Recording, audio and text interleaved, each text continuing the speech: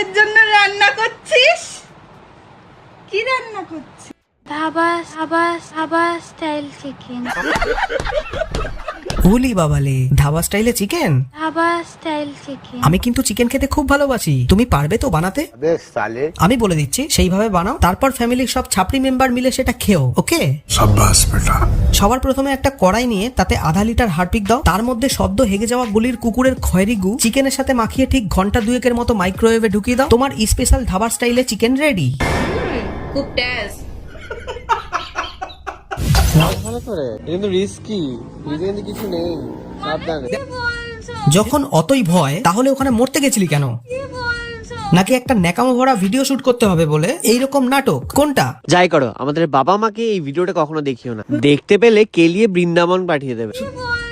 যদি সত্যি সত্যি ভয় গাঁড় ফেটে যেত, তাহলে এই ফটোগুলো সুন্দর সুন্দর পোজ দিয়ে তুললি কি করে?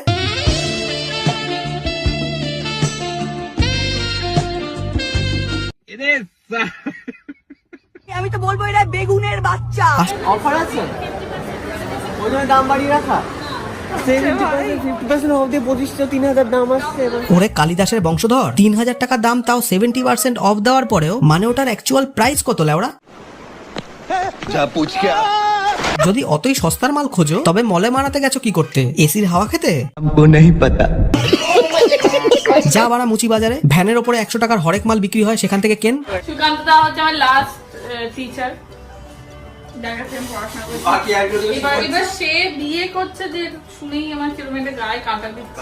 সুকান্ত দা তোর লাস্ট টিচার না, ওটা হবে লাস্ট টিচার, যে কিনা তার ছাত্রীকে টিউশন পড়াতে গিয়ে সোজা বিয়ের পিড়িতে নিয়ে চলে গেছে। সুকান্ত চা বানাতে পারে, ম্যাগি বানাতে পারে, অমলেট বানাতে পারে, খাবার দাবারও বানাতে পারে। হ্যাঁ, সে তো পারবেই, কেননা লেডিসদের কাজকর্ম তো আর পুরুষ মানুষ করে না, ও ওটাই করার যোগ্য। সাথে ঝুলন মাসির মতো ঝাড়ু আর বাসন ধোয়ার কাজেও লাগিয়ে দে ওকে।